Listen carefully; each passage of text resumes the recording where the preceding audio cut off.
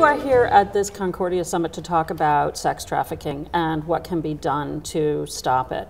You have legislation in the Senate that would, I think, give federal aid to states that reclassify victims of human trafficking. Could you just tell us quickly, what is it and what are the odds that it's going to become law? Well, it's a bipartisan bill, and I'm leading it with Senator Cornyn, Republican of Texas, who's a pretty tough prosecutor guy.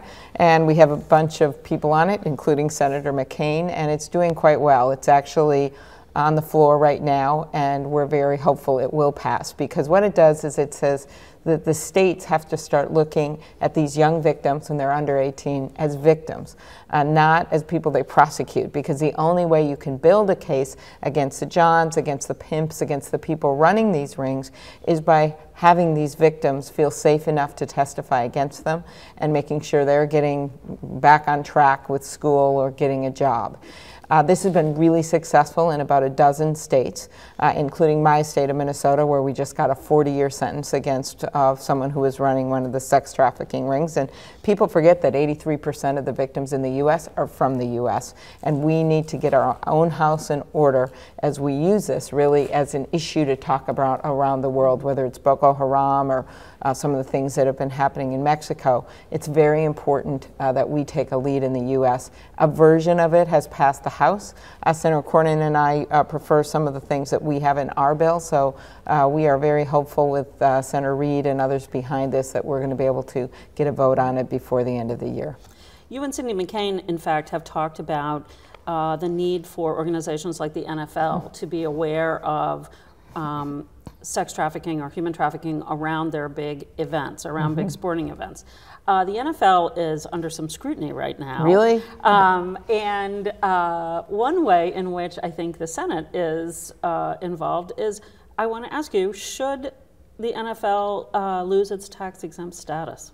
I want to just step back before getting to that question. Cindy and I have been talking about with the NFL before any of this happened, because we really believe they have an ability here. This is different than the domestic violence cases and some of the other very, very serious issues they've been having.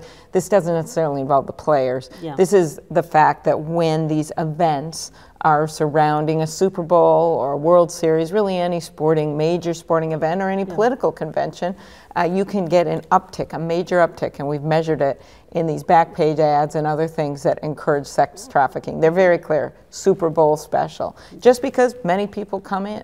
And so our idea here was to get the NFL, and they've done a bit, they've said that they support strong laws, but to get them more involved in public service announcements and helping us to take this on. Super Bowl's coming to Arizona next, that's why Cindy cares about it so much. As for the tax-exempt status, I think this is something that we're all looking at seriously right now.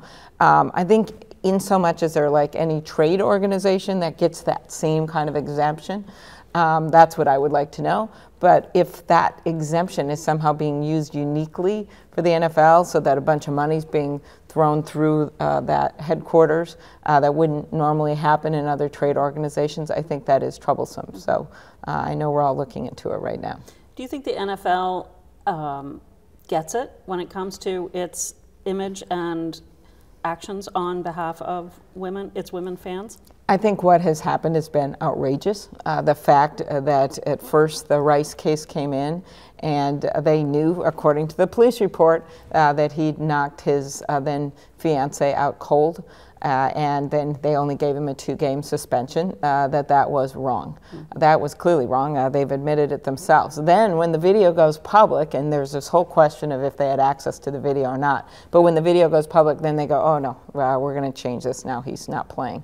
I think that is troublesome. And when you look at the history of all these incidences of domestic violence, they clearly have a huge amount of work to be done. I'm glad they've put some seasoned former women prosecutors in place to help them guide this policy.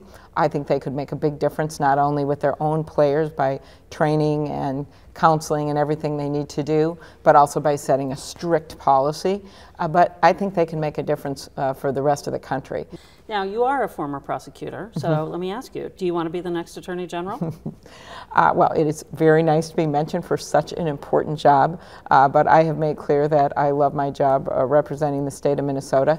If you haven't noticed, as your questions have shown us, we have a lot of work to get done in Congress. Congress. Things have been a little stultified there, and I am excited to go into the next year because I think there's going to be some opportunities after the election to move on a lot of the major issues. We have to get things done for the economy, where we have to get some major bills passed, including immigration reform. So I want to seize that opportunity, and I'm hopeful the president will put someone good in place and get that done as soon as possible. Does President Obama need a new vote on an authorization to use military force for the airstrikes in the Mideast, and would you vote for it? I think that we do need to have a vote on this. I was not one that thought that they could prepare that resolution in 1 week. I mean, that was one of the problems with Iraq. Things moved so fast that the Congress really didn't have the chance to look at it and figure out how it should be narrowed, and we're still living with the consequences of that today. So I believe it should be narrow and focused and limited in time. I am generally supportive of the airstrikes. I have been from the beginning, having visited the region, having seen those refugee camps in Jordan, met with the rebels and the moderate forces and their civilian leadership out of Syria. This is not just a humanitarian crisis, this is a national security crisis for our country.